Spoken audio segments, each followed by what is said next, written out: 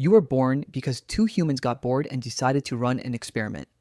A male leopard, a lioness, one shared enclosure, and someone watching from the other side of the fence, curious about what would crawl out. What crawled out was you.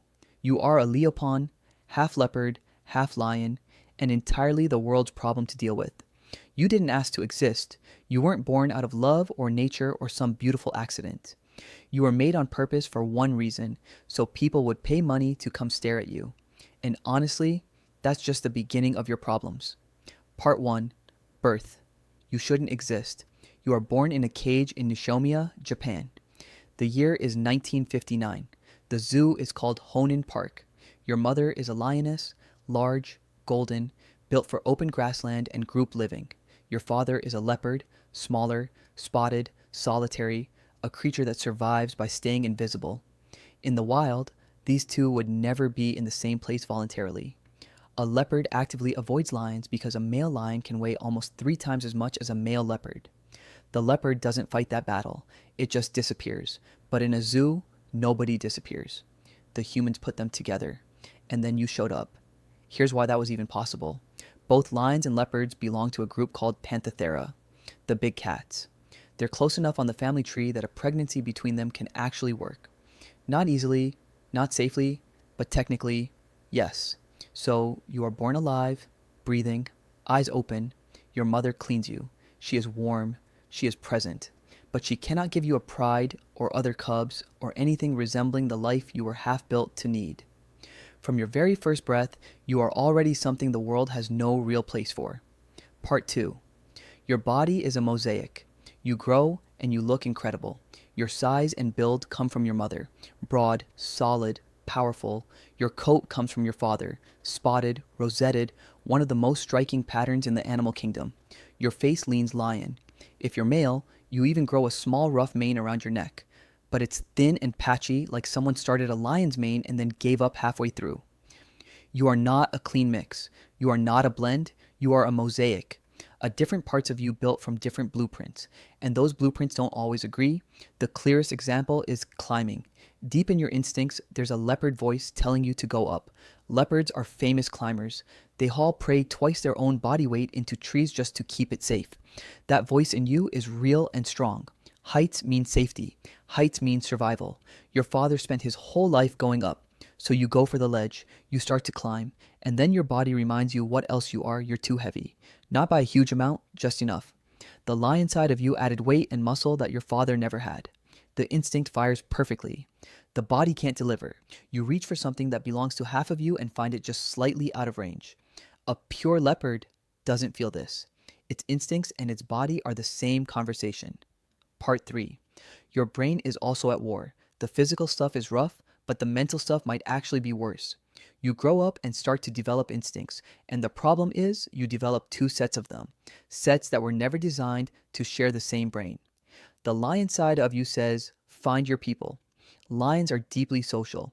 They live in prides, they hunt together, raise cubs together, press their faces together in greeting. For a lion, isolation isn't just uncomfortable, it's dangerous. The group is survival. The leopard side of you says, stay away from everyone. A leopard patrols its territory alone. Other leopards are competitors. Solitude isn't suffering for a leopard, it's a natural state. You feel both of these things, not on neatly separated days, sometimes in the same hour. A pull toward company, toward warmth, toward the comfort of another body nearby. Then a pull toward distance, silence, needing no one. These 2 drives never really resolve. They just take turns, and it bleeds into how you hunt. Leopards stalk slowly, ambush precisely, drag kills into trees. Lions chase in groups across open ground, relying on teammates and coordination.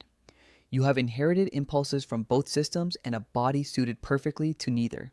Too heavy to climb and hunt like a leopard. No pride to hunt like a lion. You figure something out. You survive, but every kill costs more effort than it should every single time. Part 4. The biology problem. Now, let's talk about what's happening inside your cells because it's pretty wild. Every animal carries its genetic instructions on structures called chromosomes. Tiny threads packed inside every cell that tell your body what to be and how to work. Lions have 38 chromosomes. Leopards also have 38. Same number, and that's the only reason you were born alive. Your parents' chromosomes could pair up well enough to grow a cub, but matching numbers don't mean matching instructions. Think of it like two different game instruction books that happen to have the same number of pages: a chess manual and a checkers manual. Same page count, completely different rules. Most of the time, your body manages this mismatch. Okay, but when it tries to do something that requires perfect precision and like making reproductive cells, the two books collide. Steps contradict each other. The process breaks down. The result, you are almost certainly sterile. You cannot have cubs ever. Scientists actually have a name for why this hits males first. It's called Haldane's rule. In hybrid animals, males lose fertility first because their sex chromosomes are already mismatched by design. Add a species mismatch on top, and the system tips past the point of function. Whatever you are, this specific one-of-a-kind combination stops with you. You cannot pass it on. You were never designed to have a future, and even if you could reproduce, there's no one to reproduce with. There is no other layup. There is no mate, no partner, no one who shares your situation. You are genuinely one of the only creatures of your kind ever to exist on Earth. Part 5. Who made you and why? Here's the part that should make you angry. You did not happen naturally. Leopards don't seek out lions. Lions don't sneak off with leopards. This pairing only exists because humans put two animals in a space together and waited. The earliest recorded Leopon came from Kolhapur, India, around 1910. A skin sent to British zoologist Reginald Inennis, PCO, who described it in a scientific paper in 1912.